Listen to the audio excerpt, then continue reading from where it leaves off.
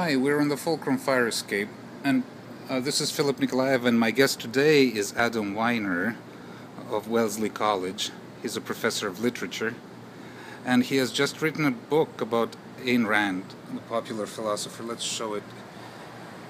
How Bad Writing Destroyed the World. So I had a question for Adam. There are many fans of Ayn Rand and many enemies of Ayn Rand, and there are many debates have been held about her ideas. How does your book contribute to all this? My book is a story of a mystery. It's a mystical and almost inexplicable thing that happened in this country. And it starts not with Ayn Rand, but with her Russian predecessor, Nikolai Chernyshevsky, whose ideas Ayn Rand borrowed and took to America, which she refashioned them as objectivism. So when Ayn Rand wrote Atlas Shrugged, her most famous novel, in the 50s, she thought that the novel would transform the world into the kind of utopia she portrays in Atlas Shrugged. When this didn't happen, she was shocked. She became depressed. She pretended that the terrible reviews that were coming out of her novel didn't exist. She forbade her followers from mentioning these reviews. She began to abuse drugs.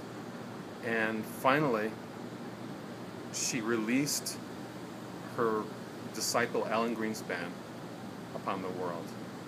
The way I look at this is that she created a final devastating hero, heir to John Galt, heir to Howard Rourke.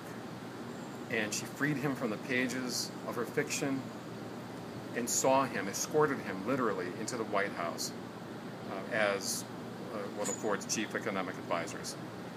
This was in 1974. From there, Alan Greenspan, as we know, went to the Council on Foreign Relations and then into the Federal Reserve, where he enacted objectivism as policy, as fiscal policy.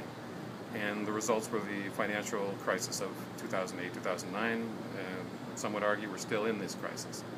So my book talks about the devastating consequences of bad books and the strange, mysterious ways in which sometimes real human beings allow themselves to be co-opted and turned into literary characters, where they can do